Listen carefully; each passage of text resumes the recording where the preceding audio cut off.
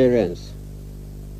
Sequel to the resignation of the former head of the interim national government and commander-in-chief of the armed forces, Chief Ernest Shonekan, and my subsequent appointment as head of state and commander-in-chief, I have had extensive consultations within the armed forces hierarchy and other well-meaning Nigerians in a bid to find solutions to the various political, economic, and social problems which have engulfed our beloved country and which have made life most difficult to the ordinary citizens of this nation.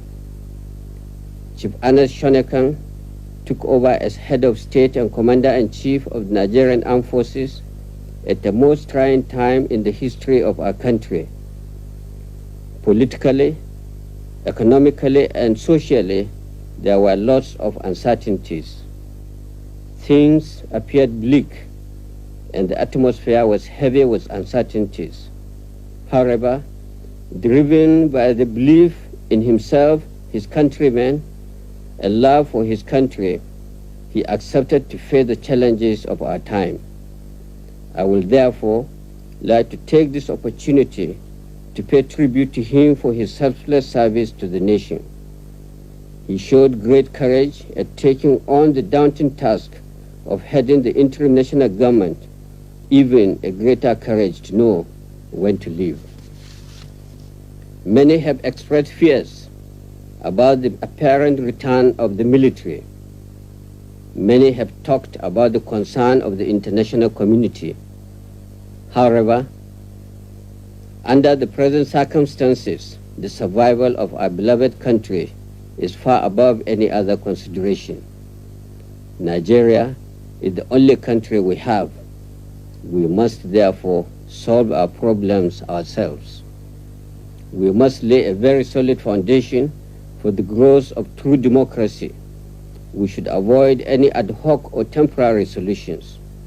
The problems must be addressed firmly, objectively, decisively, and with all sincerity of purpose. Consequently, the following decisions come into immediate effect. The interim national government is hereby dissolved. The national and state assemblies are also dissolved. The state executive councils are dissolved. The brigade commanders are to take over from the governors in their states until administrators are appointed. Where there are no brigade commanders, the commissioners of police in the states are to take over. All local governments stand dissolved. The directors of personnel are to take over the administration of the local governments until administrators are appointed. The National Electoral Commission is hereby dissolved. All former secretaries to federal ministries are to hand over to their director generals until ministers are appointed. The two political parties are hereby dissolved. All processions, political meetings, and associations of any type in any part of the country are hereby banned. Any consultative committee, by whatever name called, is hereby proscribed.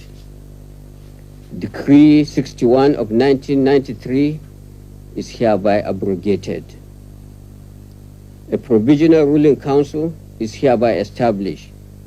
It will comprise the head of state, commander-in-chief of the armed forces of the Federal Republic of Nigeria as chairman, the chief of general staff as vice chairman, the honorable minister of defense, the chief of defense staff, service chiefs, the inspector general of police, the attorney general and minister of justice, the internal affairs minister, the foreign affairs minister, and the national security advisor. Legislative powers will reside in the council. States will be governed by civilian administrators to be appointed later. Also, a federal executive council will be put in place. Our security system will be enhanced to ensure that lives of citizens, property of individuals are protected and preserved.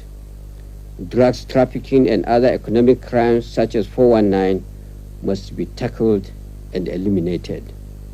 On the current strikes throughout the nation, following the increase in the price of fuel, I appeal to all the trade unions to return to work immediately. We cannot afford further dislocation and destruction of our economy. On the closed media houses, government is hereby lifting the order of proscription with immediate effect. We, however, appeal to the media houses that in this spirit of national reconciliation, we should show more restraint and build a united and peaceful Nigeria. Fellow Nigerians, the events of the past month, starting from the annulment of the June 12 presidential election, culminating in the appointment of the former head of state, Chief Ernest Shonekan, are well known to you. The economic downturn has undoubtedly been aggravated by the ongoing political crisis. We require a well thought out and permanent solution to these problems if we are to emerge stronger from them. Consequently, a constitutional conference with full constituent powers will be established soon to determine the future constitutional structure of Nigeria.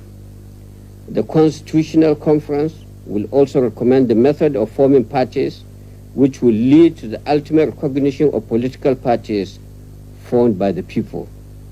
While the conference is on, the reorganization and reform of the following major institutions will be carried out: the military, the police, the customs, the judiciary, NITEL, NNPC, NEPA, the banking industry, and our higher institutions of learning.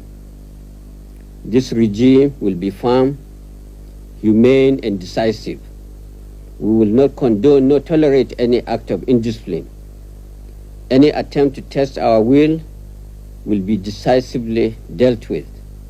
For the international community, we ask that you suspend judgment while we grapple with the onerous task of nation building, reconciliation,